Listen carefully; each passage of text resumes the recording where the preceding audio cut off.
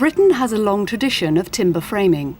These buildings from the 15th and 16th centuries are made from a framework of beams and columns, mostly oak, with an infill of wattle and daub covered with limewash. Painting the frames black was a Victorian fashion. Prior to this, the oak would have weathered to a pale silver colour. By the 17th century, timber framing had reached its height of sophistication, but it gradually gave way to brick construction because of the risk of fire and the rising cost of timber.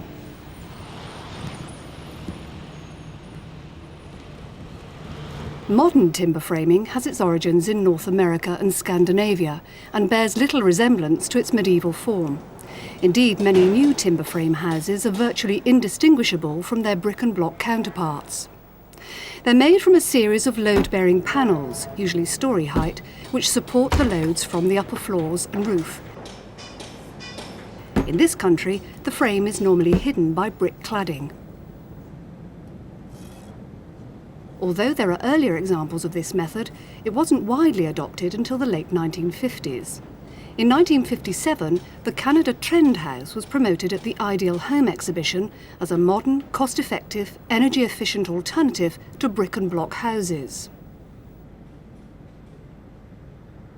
At a time when there was a huge demand for housing but a shortage of skilled labour, it became a popular form of construction for both public and private sector house builders.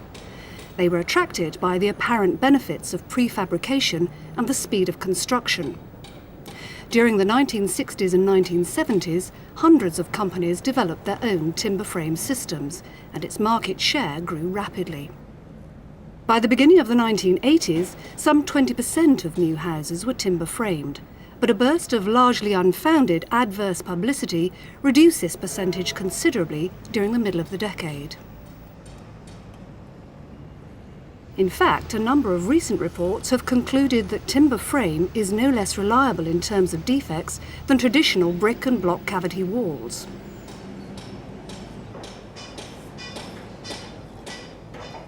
In timber frame housing, good quality doesn't just start on site, it starts in the factory.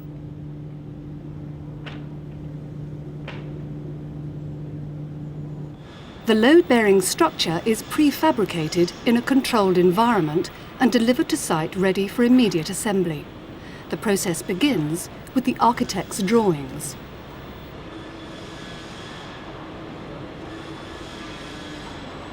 From receipt of an order for a timber frame development, whether it be a single house or a multi-flatted development, we receive a full set of drawings from the architect. That's the architect's original design plans. We then convert those into timber frame terms. In other words, we produce timber frame drawings, which include sole plate layouts, which are setting out drawings, panel layouts, floor joist layouts, roof truss layouts, sections through the building. We also provide a full set of construction details, a full set of structural calculations. That package of information assists the design team, the client, apply for his building regulations approvals, and we send those to the client for them to apply. A typical timber frame wall panel is formed in preservative-treated timber and comprises a series of timber studs nailed to top and bottom timber plates. The outside of the studding is covered with plywood or other suitable sheet material. In practice, even a modest housing estate will contain a range of different panels. The computer-aided design process produces not only the site assembly drawings, but also the cutting lists and production information ready for the factory floor.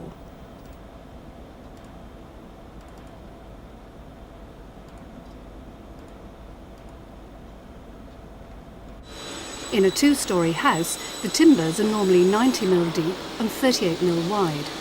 Increasing the depth to, say, 140 mm is an option which will allow for much higher levels of thermal insulation.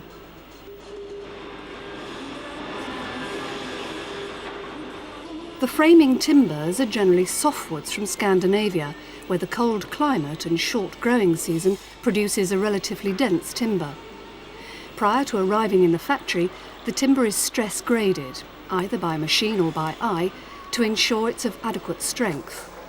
The timbers are often planed on all faces and edges to make them easier to handle.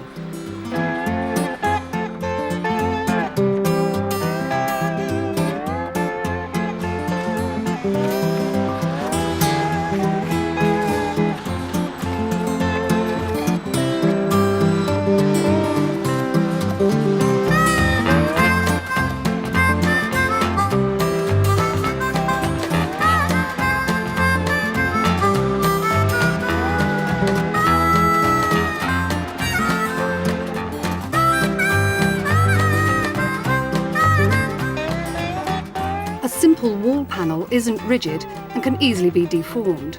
This is known as racking and is most likely to be caused by wind loads. To make the panel rigid, it's covered by a sheet material such as ply or strand board. This sheathing layer should be nailed to the studs and the plates.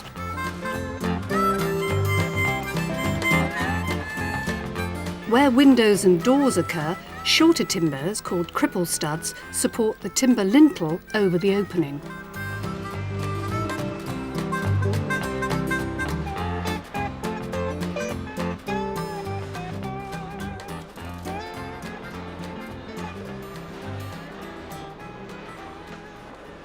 A vapour-permeable but waterproof layer is stapled to the outer face of the frame. This layer, known as breather paper, initially shields the panel from rain during construction and protects the finished structure from any water finding its way across the cavity. Because the breather paper is vapour-permeable, any trapped vapour within the panel can escape. This helps combat condensation.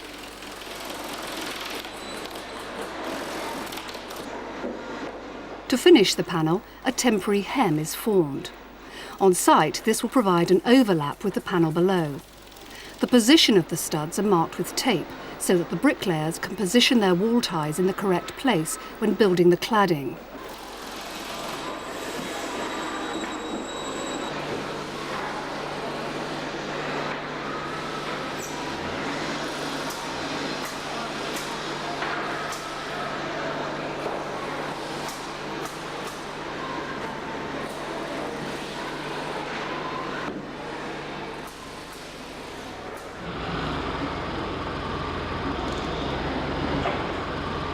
The typical average developer's house, say a 3-bedroom semi-detached house or even a detached house, would take something in the order of 2 to 3 days to erect. That would be utilising the crane erect method of construction. And that would be for ourselves to erect the external wall panels, the internal wall panels, the floor structure and decking, the first floor wall panels, internal wall panels, and the complete roof structure in a 2 to 3 day period. It would then be ready, that building, that structure of the building would be then ready for the developer on site to commence roof tiling. So really very close on to something in the order of a week. That developer would have a dry envelope ready for his internal trades to be working inside.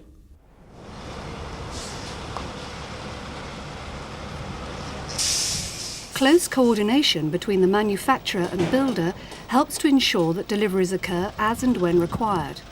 This prevents unnecessary storage and exposure, and at the same time provides a steady stream of work for the site operatives. On compact sites, this also prevents the need for multiple handling.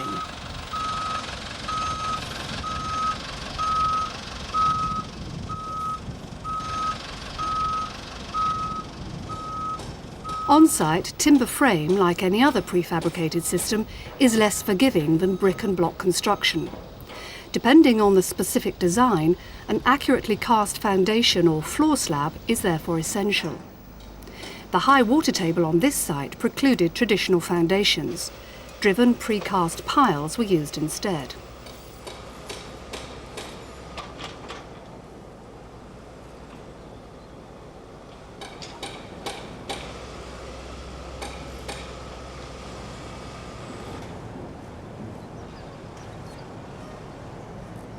Precast beams span from pile cap to pile cap and carry the timber frame and the brick cladding.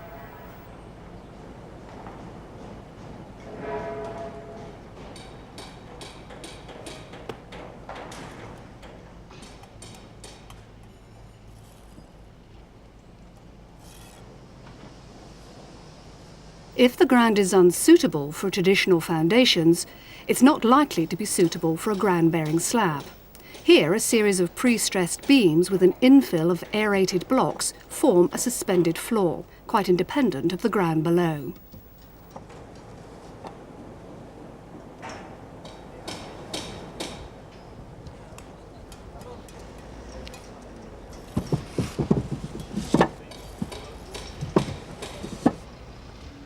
The most widely used method of construction, method of timber frame construction that's used in the construction industry is called platform frame.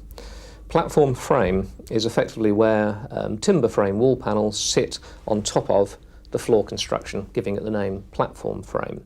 That is by far the most common method of timber frame used in the UK.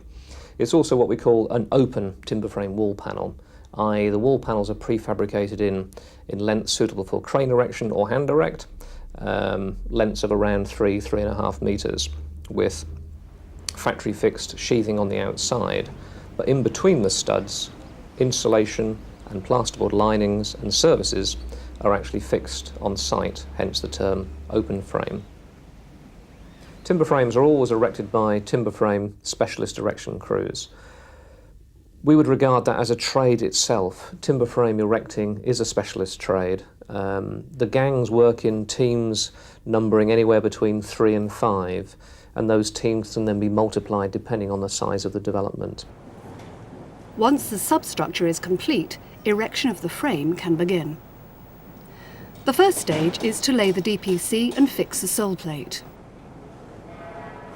It can be secured by shot firing into the blockwork or by angle brackets.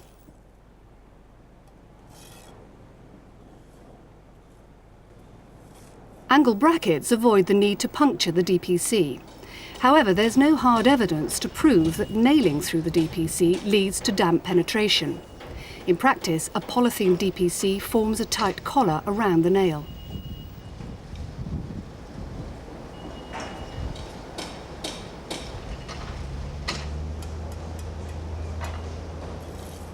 The ground floor panels are nailed to the sole plate and to each other.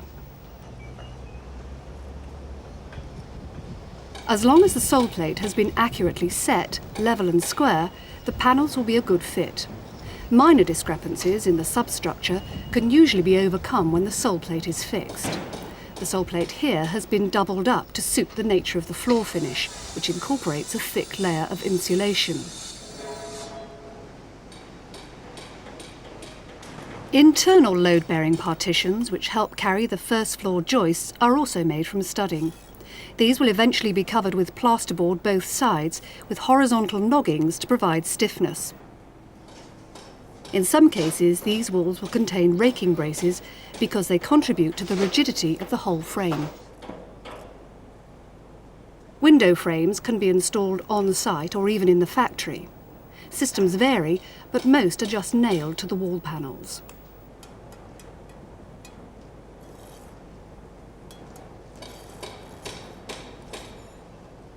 Once the ground floor panels are in position, the breather paper hems will be lapped at the corners and lapped over the sole plate to protect the timbers from rain.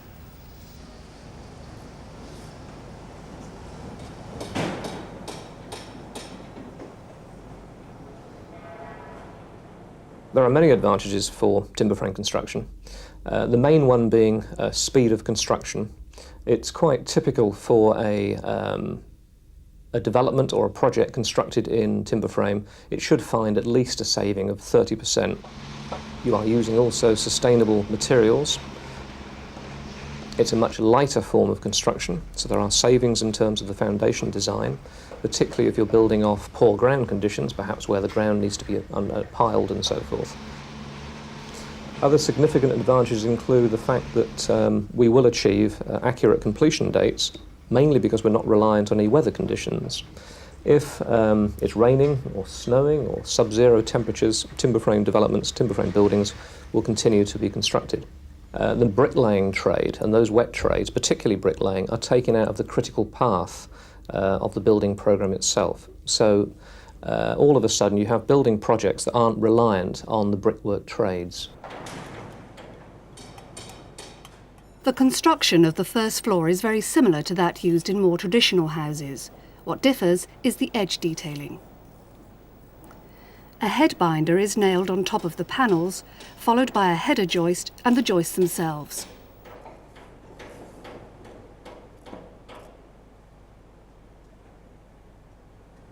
The head binder is a long strip of timber which helps align the panels. The header joist supports the upper panel and protects the floor void from fire. Without it, a fire in the cavity could quickly spread in between the joists. The joists themselves also help to support the upper panel.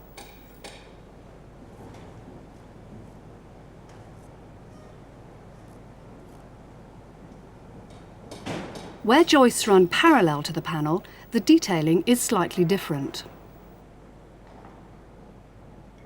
An additional header joist is required to support the upper panel. It can be offset 25 mm or so to provide a fixing for the plasterboard ceiling.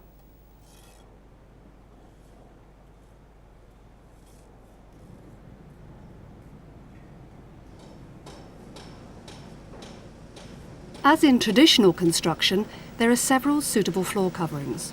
On this site, it's tongued and grooved, moisture-resistant chipboard.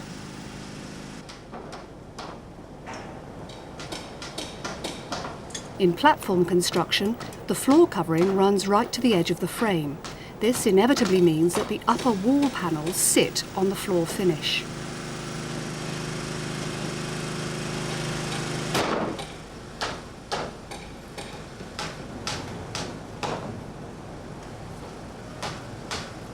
The building regulations limit the position of notches and holes in joists. These copper pipes run through the centre, or neutral axis, to minimise weakening. The felt stops annoying knocks and rattles in use. Pipes and cables can also be accommodated in a service zone, formed by notching out the joist. Here, the wall panel is supported by ply packers rather than the floor covering. This makes it easier to remove or renew the flooring. A removable cover gives easy access to pipes and cables. This may increase capital costs slightly, but it will certainly save money in the long run.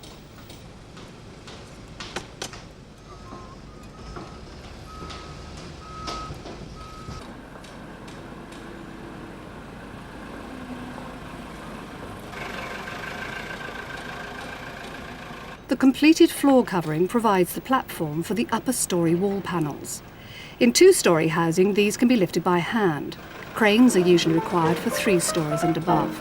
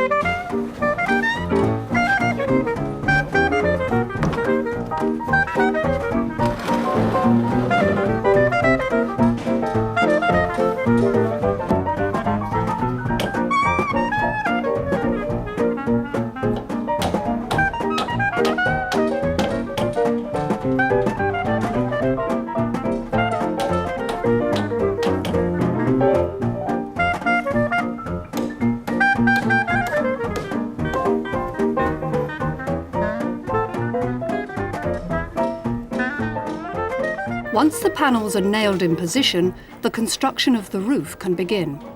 In some timber frame systems, a head binder is fixed over the panels. In systems without a head binder, the trusses should always be positioned directly over the load-bearing studs in the panel below. The trussed rafters are skew-nailed to the head binder or fixed with special clips.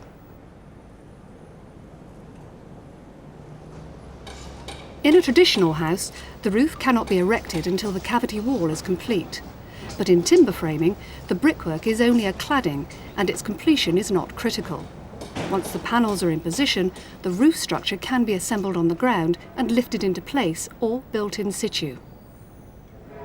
When the roof's been covered and the windows fitted, a dry environment is created ready for the second fixing. In other words, ready for the finishing trades. The wall insulation has to be covered with a vapour check to ensure there's no risk of interstitial condensation. This could theoretically occur during cold spells if moist air comes into contact with the inner face of the sheathing. The vapour check must be carefully cut and sealed around the sockets, switches and pipes which pass through the membrane. Self-finished plasterboard with taped joints usually provides the finished wall surface. A sound-deadening quilt can be added to internal partitions, for example where a kitchen is next to a study or bedroom.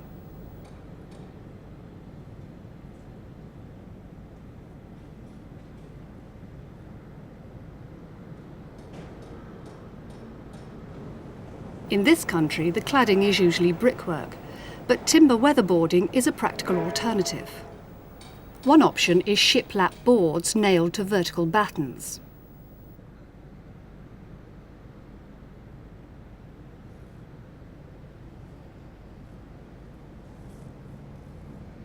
Another option is to counterbatten the sheathing layer and fix staggered vertical boarding.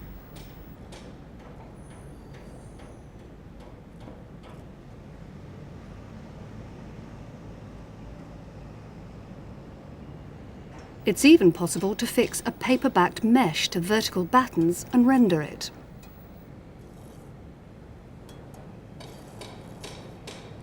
All these claddings are supported entirely by the timber frame, but a brick cladding, because of its weight, requires a foundation.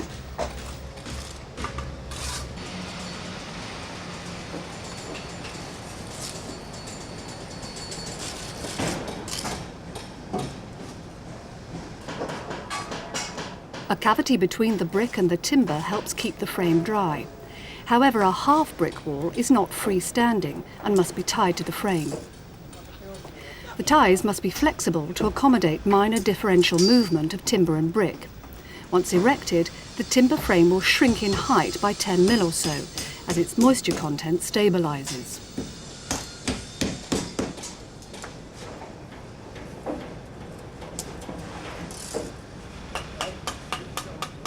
The brickwork is supported by a steel lintel over openings. It should not be secured rigidly to the frame. Clips fixed with a small gap allow for differential movement. Most lintels require separate cavity trays to direct any water towards the outer leaf of brick, where it can escape through weep holes. Where timber-framed houses have cavity walls, fire barriers are required to limit the spread of fire. For a detached house in England and Wales, they're required along the eaves and verge.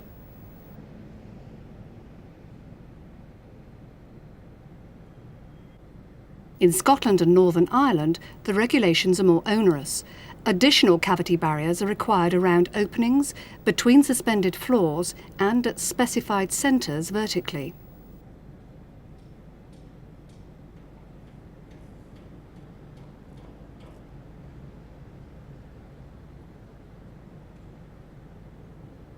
In semi-detached houses and terraces, the need for party walls makes the detailing more complex.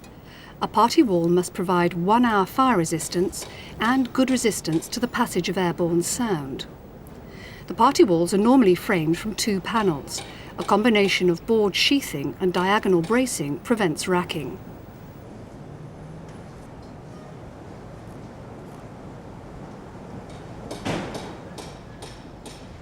A metal strap helps to maintain the integrity of the wall in the event of a fire on one side.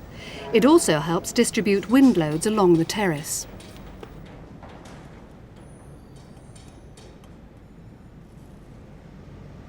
To achieve the necessary fire protection, the cavity at either end of the party wall must be filled with a metal reinforced quilt. Additional cavity barriers are required either side.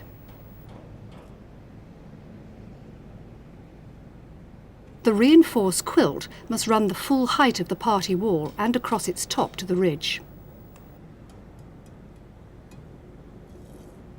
To improve sound insulation, the panels can be filled with a sound-deadening quilt. 2 layers of plasterboard with staggered joints complete the requirements for fire protection and further reduce the passage of airborne sound. Alternatively, the acoustic quilt can be placed in the cavity itself.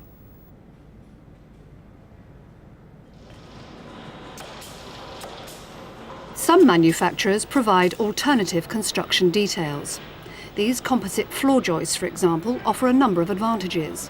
They're capable of long spans, they're light and easy to handle, and their lattice design eliminates the need to drill and notch for surfaces.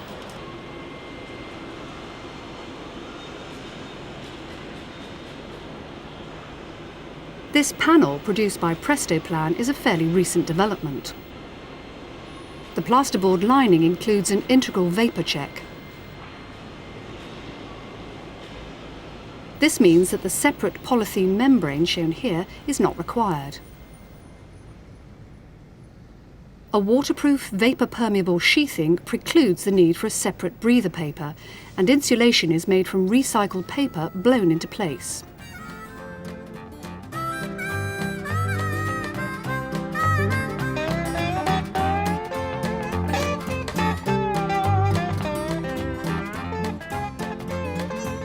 This film has explained low-rise timber framing. In some countries, timber frame is used for much higher buildings. A recent research project carried out by the Building Research Establishment and the timber industry has explored the limits of timber framing, and multi-storey commercial and residential buildings may soon be commonplace in the UK.